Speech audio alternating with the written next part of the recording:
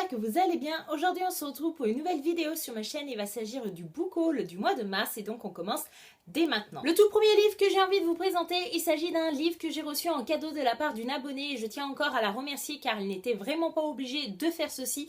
Et voilà, ça m'a vraiment touchée parce que c'est un livre de mon auteur préféré et en plus de ça dédicacé par mon auteur préféré.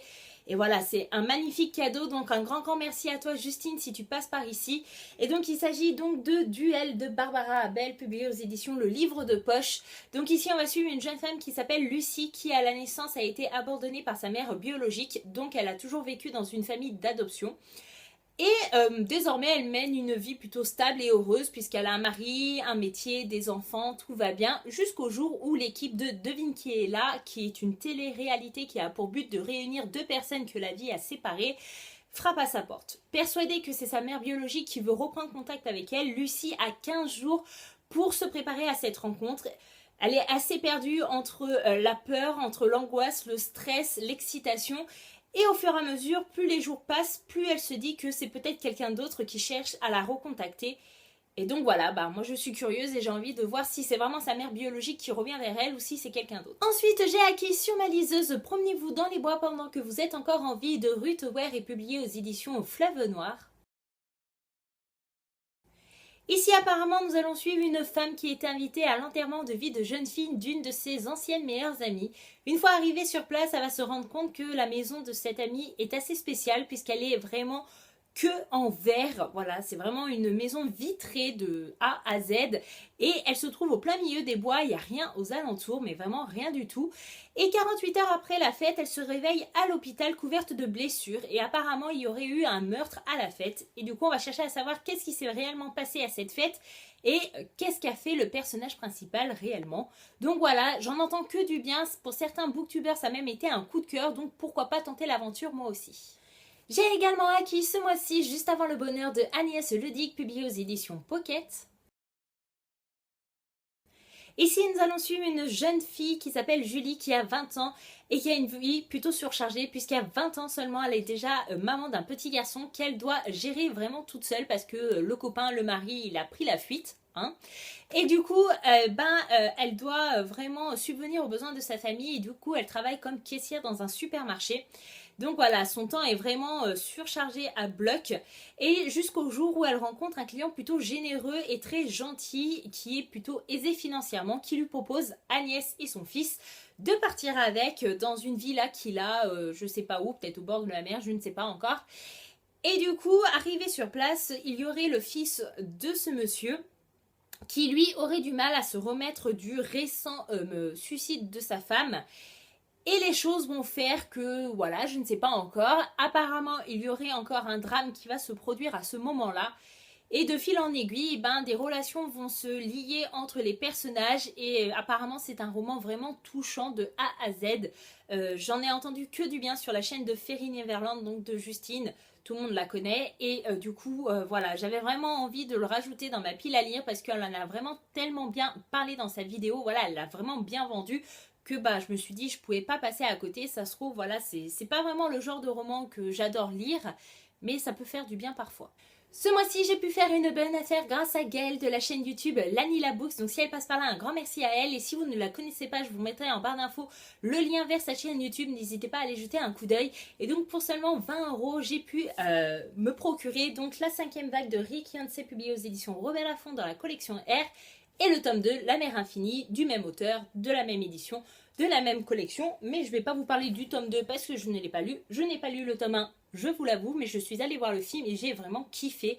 Et j'avais vraiment envie de voir si le livre collait au film et inversement. Sachant qu'il y a toujours plus de détails dans les livres que dans les films, j'avais envie de connaître les petits détails.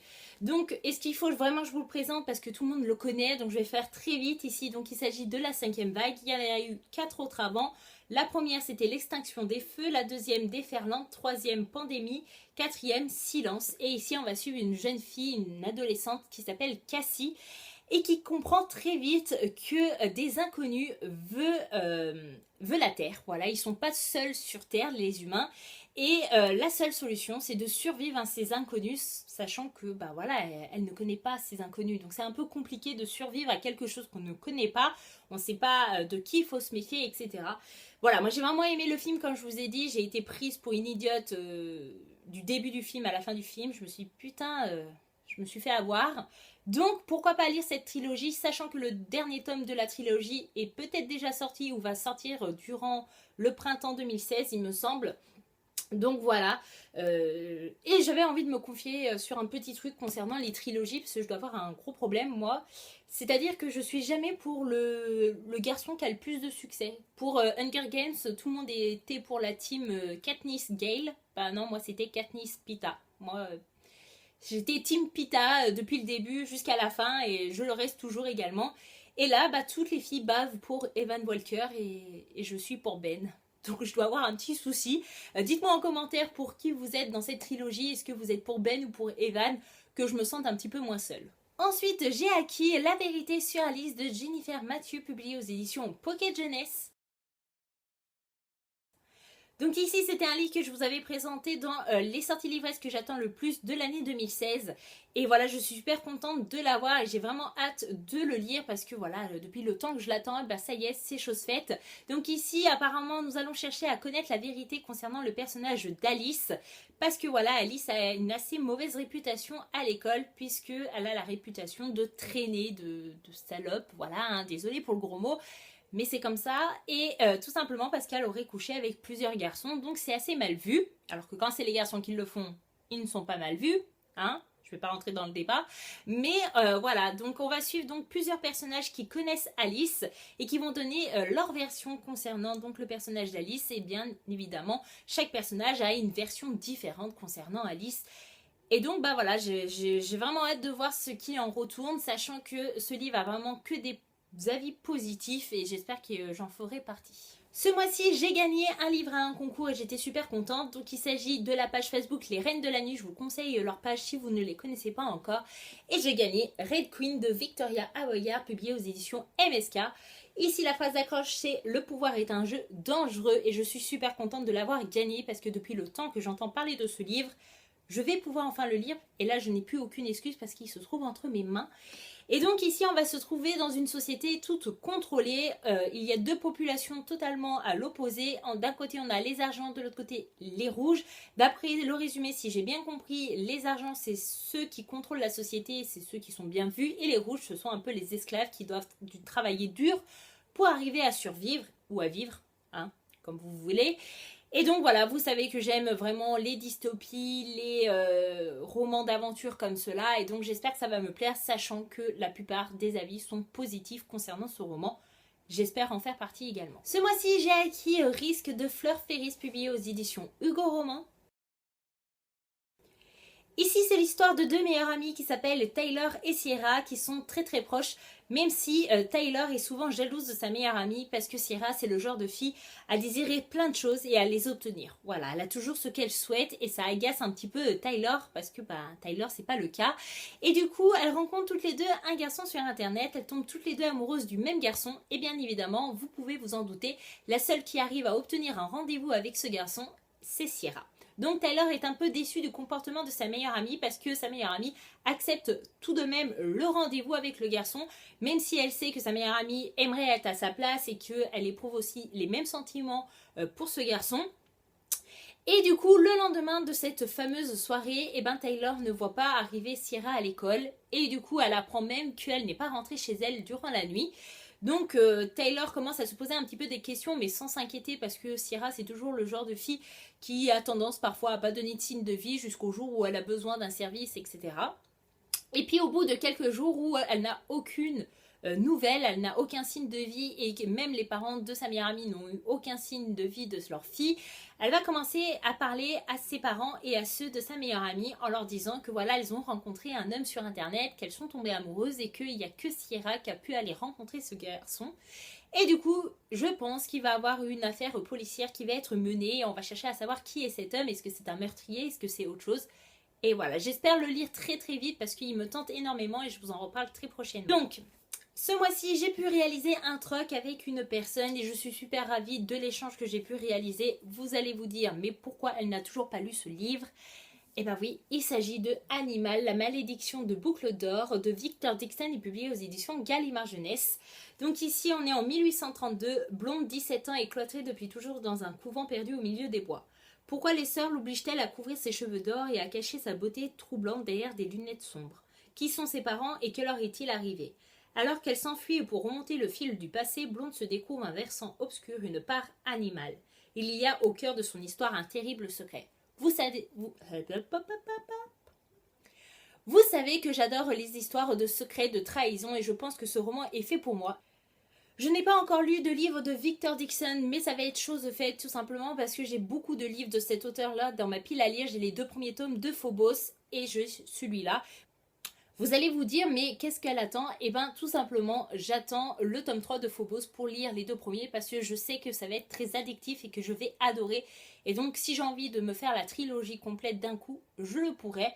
Mais voilà, je vous en reparle très vite et j'espère que Animal me plaira autant que Phobos. Ce mois-ci, j'ai également acquis Amsterdam de M.J. Aldridge, publié aux éditions 10-18. Je vais vous lire le résumé, ça sera plus simple. 2 jeunes gens sont enlevés et séquestrés au fond d'une piscine vide dont il est impossible de s'échapper.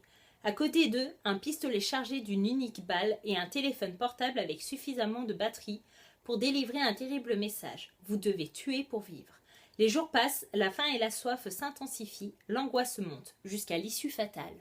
Voilà, moi j'ai pas besoin d'autre chose pour me donner envie de lire ce roman et je vous en reparle très vite parce que je pense le lire très vite.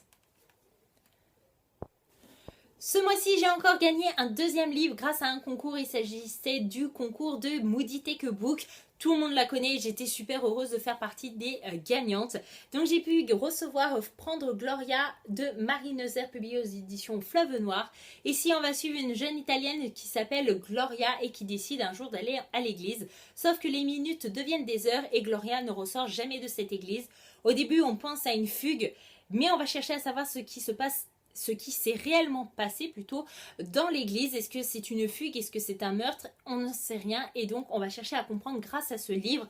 Il s'agit d'un tome 2. Le tome 1 c'était Prendre Lily, mais je pense pas que ce soit des histoires qui se suivent. Je pense que c'est des histoires totalement différentes par tome. Voilà, dites-moi si vous avez lu ces 2 livres pour me dire si j'ai raison ou non. Mais voilà, j'ai vraiment envie de me lancer dans la lecture de ce roman et autant vous dire que je suis fan de la couverture, j'adore totalement. Ce mois-ci, j'ai pu acquérir Paranoia de Melissa Belvin, publié aux éditions Black Moon. Ici, nous allons suivre Lisa qui est une jeune psychiatre et qui est reconnue pour gérer tous les cas un petit peu complexes. Et du coup, un jour, elle est appelée par un institut parisien et dès son arrivée, elle va rencontrer sa nouvelle patiente qui s'appelle Judy, qui est internée pour paranoïa et hallucination. Elle est également enceinte de 5 mois et refuse de s'alimenter. Et apparemment, dès leur première rencontre, les 2 femmes vont se rendre compte qu'il se passe quelque chose entre elles, qu'il va y avoir une certaine tension, un certain malaise. Et voilà, j'en sais pas plus, j'en veux pas plus pour me plonger dans ce roman parce que voilà, j'ai envie d'être surprise et j'ai vraiment envie de voir ce que Melissa Belvin nous réserve. Si vous ne connaissez pas Melissa Belvin, c'est une youtubeuse et je vous mettrai en barre d'infos sa chaîne. Voilà, c'est une youtubeuse plutôt beauté et oui, beauté je dirais. Et voilà, j'ai vraiment hâte de voir le talent qui se cache derrière la plume de Melissa et je vous en reparle très vite. Et voilà, ma vidéo boucle du mois de mars est enfin terminée. J'espère qu'elle vous aura plu et qu'elle n'aura pas été très longue. En tout cas, j'espère vous avoir donné des idées concernant vos futurs achats ou même vos prochaines lectures. En tout cas, moi j'ai vraiment hâte de lire tous les livres que je vous ai présentés parce que c'était des sorties que j'attendais énormément. Voilà, je vous en reparle très vite. Je vous dis merci d'avoir regardé jusqu'ici et je vous fais de gros bisous. Je vous dis à bientôt dans une prochaine vidéo. Bye bye!